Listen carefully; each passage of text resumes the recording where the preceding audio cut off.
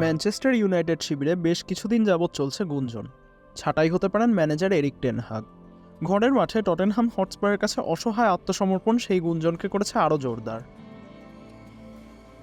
সম্প্রতি ঘরের মাঠে পরাজয় বরণ করে নিয়েছে প্রিমিয়ার লিগ ইতিহাসের অন্যতম সফল দল ম্যানচেস্টার ইউনাইটেড। ওল্ড ট্রাফোর্ড মাঠে টটেনহামের সাথে ৩-০ ব্যবধানে হারে তারা। এর আগে ইউরোপার ময়দানেও তুলনামূলক দুর্বল প্রতিপক্ষ এফসি 20-র সাথে করেছে ড্র। সাবেক লিভারপুল ও ইংলিশ মিডফিল্ডার জেমি রেডন্যাপ তো বলেই বসেছেন যে ম্যান ইউ কেবল পেছাচ্ছে। সে বর্তমান অবস্থাকে রক বটম বা সর্বনিম্ন স্তর বলেও আখ্যা দেন। আসলেই তাই, টেন হাগের হাত ধরে ইউনাইটেডের ঘরে এসেছে কেবল একটি এফএ কাপ মাত্র, অথচ এই গ্লেজাররাই একসময় ছিল প্রিমিয়ার লিগ সেরা ক্লাব। ইতিহাস তো তাই বলে, যার সাক্ষী 20টা প্রিমিয়ার লিগ, সাথে 13টা এফএ কাপ, সাথে আছে একাধিক ইউএফএ চ্যাম্পিয়ন্স লিগ আর ইউরোপা লিগ শিরোপা।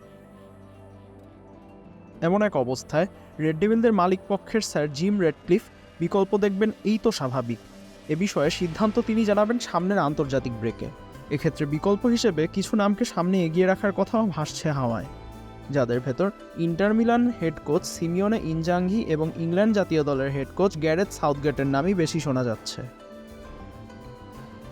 ইনজাঙ্গির ম্যানেজার হিসেবে রয়েছে বেশ নামডাক, সাক্ষী তার 5 ট্রফি, যাতে রয়েছে বিগত মৌসুমের সিরিয়া ট্রফি। অন্যদিকে গত 2 ইউরোতে রানার্স আপ হওয়া ম্যানেজার গ্যারেথ সাউথগেট, এর বাইরেও তার হাতেই 2018 সালে ইংলিশরা বিশ্বকাপ মঞ্চে চতুর্থ হয়। পাশাপাশি তার রয়েছে গ্লেজারদের স্পোর্টিং ডিরেক্টরের সাথে সুসম্পর্ক, যা তাকে ইনজাঙ্গির থেকে এগিয়ে রেখেছে কিছুটা। তবে টেন হাগের জন্য এখনও রয়েছে আশার সংবাদ। 25 সালের জুন পর্যন্ত চুক্তি থাকা টেন হাগের প্রতি এখনও আস্থা রাখছেন স্যার র্যাডক্লিফ। সামনে রেড ডেভিলদের খেলা অ্যাস্টন ভিলা আর পোর্তোর সাথে। এখনকার অবস্থার সাপেক্ষে এই 2 ম্যাচকেই দলে থাকার শেষ সুযোগ হিসেবে ধরে নিতে পারেন 54 বছর বয়সী এরিক টেন হাগ। ইশকুয়াম সোহরাওয়ার্দী, খেলা 71।